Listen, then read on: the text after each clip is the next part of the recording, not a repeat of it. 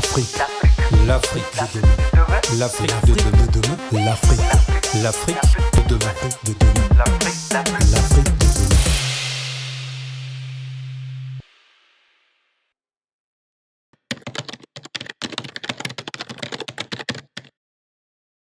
Alors l'Afrique pour moi c'est l'hospitalité, c'est une terre d'accueil, de partage. L'Afrique pour moi c'est un continent riche culturellement, traditionnellement, on est vraiment riche. Il y a beaucoup de diversité, beaucoup d'ethnies, beaucoup de cultures et c'est une richesse énorme.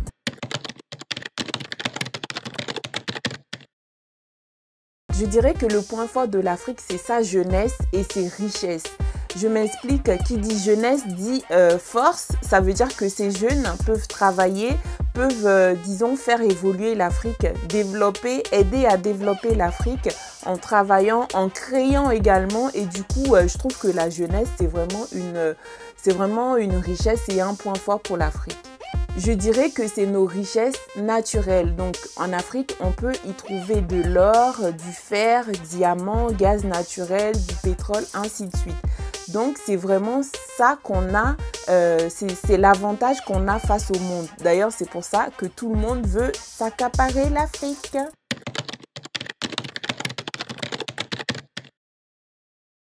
Alors, si j'avais une baguette magique, qu'est-ce que je changerais en Afrique? Ah bah la politique, hein. Les présidents, certains présidents africains qui restent des années au pouvoir, qui ne veulent plus partir, comme si c'était un héritage familial. Donc, je changerais ces présidents-là.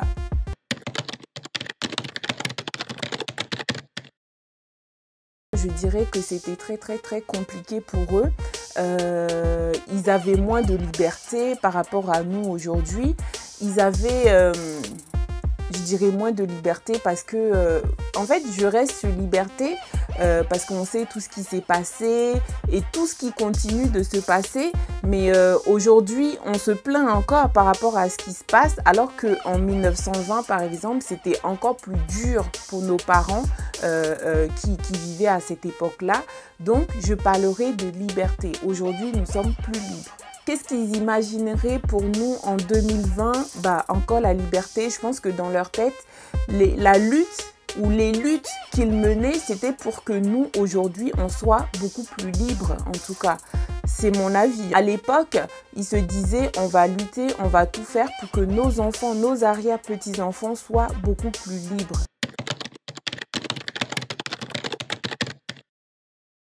Je dirais d'être unis, d'être soudés.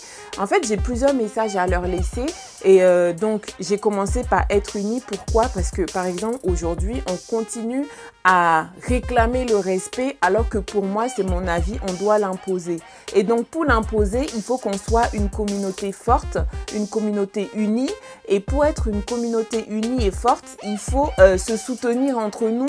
Un frère fait quelque chose, il faut soutenir, il faut que nous-mêmes, on se monte en fait, on se soutient, on se soulève. Il faut que ça soit une pyramide. Ça veut dire que l'autre est en haut, et ben qu'est-ce qu'il va faire? Il va aider l'autre à monter également.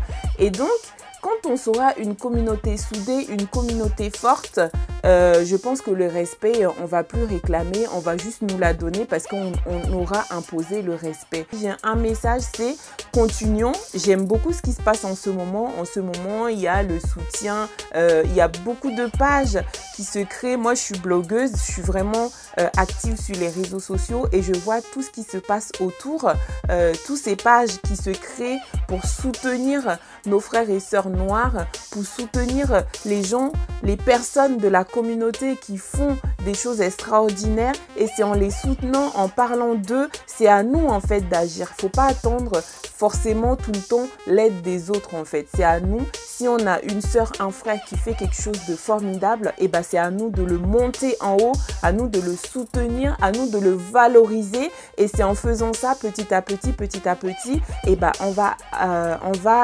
avoir le respect des autres en fait. On n'aura plus besoin de quémander le respect, c'est qu'on aura imposé le respect et du coup bah on sera respecté. L'Afrique de demain, l'Afrique de demain, l'Afrique de demain, l'Afrique.